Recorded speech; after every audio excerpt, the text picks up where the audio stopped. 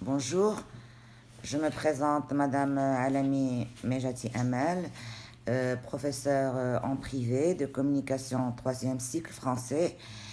Cela me fait plaisir de me présenter à vous dans votre site, pratiquer le français. Et voilà, vu ce phénomène qui court de confinement, moi je me permets de vous lancer quelques cours et je me porte volontaire, c'est du bénévolat de ma part, pour que vous puissiez avoir un suivi dans ce domaine de communication et pouvoir bien sûr me poser des questions par la suite. Mais là, c'est juste un petit aperçu autour de la communication, parole en liberté, sur le thème de la communication. Cette communication, c'est un quotidien que nous vivons tous les jours et qui nous permet de contacter tout l'entourage qui nous entoure, que ce soit dans le professionnel, dans le quotidien, dans l'amitié, dans la famille. Cette communication est là, c'est une stratégie de contact. Bon, en tous les cas, le thème de la communication d'aujourd'hui, c'est qu'une communication efficace, claire et concise peut faire la différence entre le succès et la médiocrité, tant sur le plan personnel que professionnel. Les aptitudes à la communication bien maîtrisées peuvent améliorer les rapports, réduire le stress et accroître la productivité.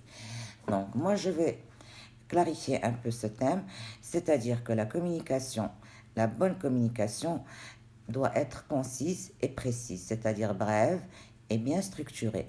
Par exemple, si je dois lancer un programme en tant que supérieur à mes employés ou en tant que professeur à mes élèves, je vais employer le conditionnel, c'est-à-dire avec si. Par exemple, je vais envoyer un mail avec si et employer le conditionnel par rapport à une stratégie qui est, c'est-à-dire planifiée dans le futur et qui ne sera accomplie que dans un moment, c'est-à-dire favorisé pour l'opportunité de s'accomplir. Par exemple, je dirais, si le temps le permet, nous irions terminer notre travail. Si le temps le permet, nous irions terminer notre travail. Par exemple, j'ai parlé dans le conditionnel dans mon mail pour mes élèves qui seront en accord avec le temps, c'est-à-dire qui auront bien sûr un temps valable, c'est-à-dire possible pour compléter le travail qui est resté en suspens. Dans le cas contraire, ce ne sera pas possible. Si j'utilise le futur, c'est une action qui sera programmée sans aucun doute, que ce soit le lendemain, que ce soit après le lendemain, qui est déjà programmé, planifié. Donc, je vais passer à l'autre thème. La communication est le processus qui consiste à transmettre et à recevoir un message.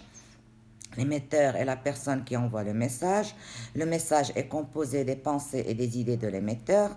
Le récepteur est la personne ou l'auditoire à qui le message est envoyé.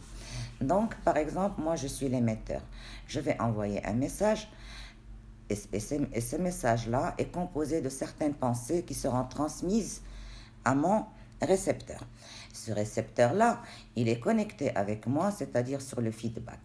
Mon message est précis et concis, c'est-à-dire précis, c'est-à-dire il est clair, il n'a pas de détails superflus et le récepteur est réceptif, c'est-à-dire connecté dans les mêmes pensées que moi. Pourquoi ? Pour enchaîner la discussion, pour enchaîner le discours. Le discours est toujours coupé lorsque la communication est mauvaise. Pourquoi elle est mauvaise ? Lorsque le message il passe, disons, un peu à l'envers. Avec d'autres détails, il y a une mauvaise réceptivité du récepteur qui pose encore des questions et le discours s'arrête au milieu et c'est une perte de temps. Comment j'ai fait un cours dernièrement dans la gestion du temps. Le temps est une chose précieuse dans la communication. Il est géré précieusement. Il a des qualités requises qui sont appliquées et impliquées dans le processus de la gestion du temps. Donc, cette réception doit être efficace pour enchaîner, comme par exemple dans une réunion ou dans un discours. On récapitule toujours pour essayer d'avoir le bon message et aller de l'avant. Aller de l'avant, c'est-à-dire recevoir un bon message. Par exemple, je vais dire que demain, nous aurons un cours autour des connecteurs, par exemple des articulateurs, et cela sera fait demain pendant la séance de telle et telle heure, qui sera déjà préparé à l'avance. Donc, une fois que nous serons dans le cours sera enchaîné autour des connecteurs, autour des articulateurs de la discussion. Donc, il n'y aura pas de recul, il n'y aura pas c'est-à-dire de programme limité. Ce sera un programme riche qui sera discuté, expliqué, dans le but de l'engagement de la communication, c'est-à-dire qui s'est lancé dans un processus direct et correct. Après, bien sûr, on va passer à l'objectif.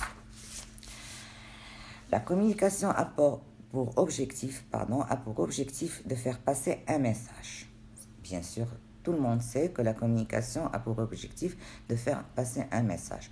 Et ce message-là, il nous fait avancer et enchaîner le discours. Et non pas rester bloqué sur une seule pensée qui est bien sûr connectée sur un sujet qui n'a pas de sens et qui reste obligé d'être bloqué dans le non-sens. Donc la communication a pour objectif de faire passer un bon message. Sans communication, peu de choses pourraient être accomplies sur le lieu de travail. Sans communication, peu de choses pourraient être accomplies dans le lieu de travail. Imaginez que au sein d'une entreprise ou dans un bureau, qu'il n'y ait pas de communication, c'est-à-dire un mutisme complet. Donc, comment voulez-vous qu'il y ait bien sûr un enchaînement de la programmation du suivi? Ce n'est pas possible. Quand on communique, on arrive à certains résultats positifs. Et ces résultats positifs nous permettent d'engager des réunions, d'engager des lives, d'engager bien sûr des speeches, des briefings, beaucoup de choses qui arrivent à certains degrés positifs et bien sûr communicatifs dans un sens bien accompli. On va dire que selon les sondages réalisés auprès de gestionnaires chevronnés de tous les pays, la capacité de communiquer efficacement est la compétence la plus importante pour réussir. Donc voilà, cette communication, elle nous permet la réussite d'aller de l'avant. Cette réussite aussi, elle est basée sur un bagage compétent, c'est-à-dire que la communication a certaines règles à respecter.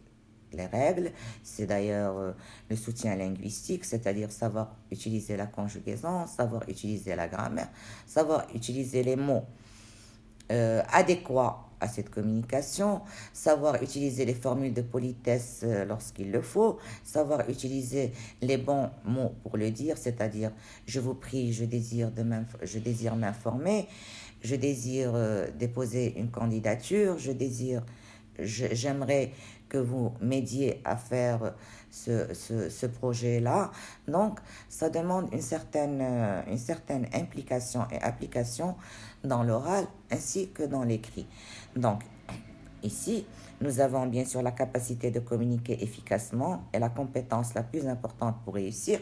Pour réussir sa communication, il faut savoir argumenter et avoir un bon niveau dans la langue française. Moi, je parle de la communication dans la langue française. Ce soutien linguistique nous permet le renforcement de la langue, avoir bien sûr les bonnes méthodes à gérer et avoir bien sûr la maîtrise et la confiance en soi pour pouvoir engager une communication qui sera bien sûr, comme je dirais, appréciée et auditionnée par tous nos auditeurs. Et je vous dis aussi de vous abonner. Je vous invite à vous abonner à ma chaîne YouTube qui est Alami Mejati.